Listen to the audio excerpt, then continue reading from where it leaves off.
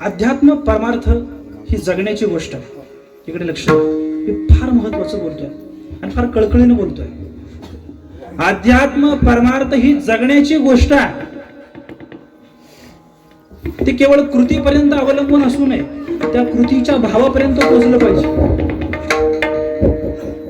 एक चांगलं वाक्य सांगू.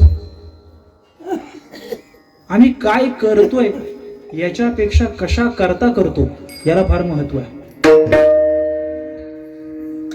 मला एका माझ्या मित्रानं एक पुस्तक भेट दिलं होतं. ते बऱ्याच वेळा हे सांगितलंय.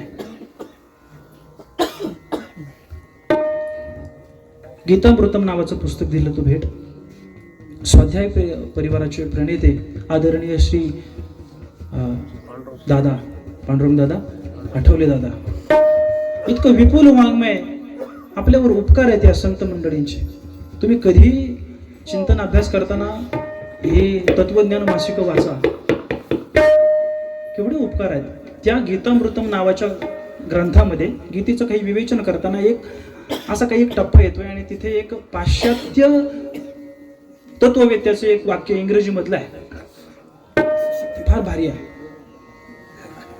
Good action done with bad motive are bad and bad action done with good motive are good.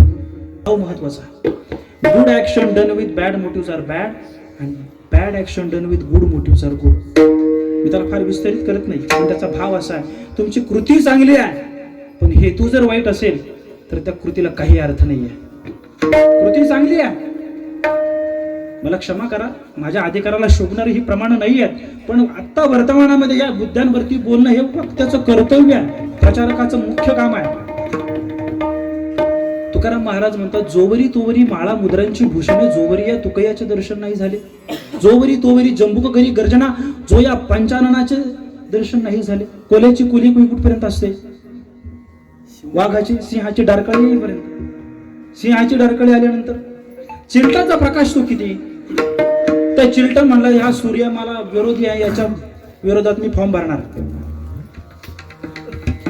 तिकडचं इकडं लावू नका कुठेतरी, पण तिकडं. सूर्याचा प्रकाश हा तेजस्वी आहे, चिलटाचा प्रकाश रात्रीचा चमकतो, पण सूर्य उगवला आल्यानंतर तो निघून जातो. मी सांगतोय काय, अध्यात्माच्या पथदर्शावरती आपल्याला केवळ बाह्यांगाने चालून फायदा नाहीये, आपल्याला अंतःकरण बदलावं लागेल. अंतःकरणासहित परमार्थ करावा लागेल. आपली कृती चांगली आहे पण हेतू जर वाईट असेल तर काही अर्थ नाहीये. पण कधी कधी कृती वाईट असते पण हेतू चांगला असतो, त्या वाईट कृतीला पण स्वीकारलं जातं. मला सांगायचं आहे, आपल्या चिंतनाकडे या.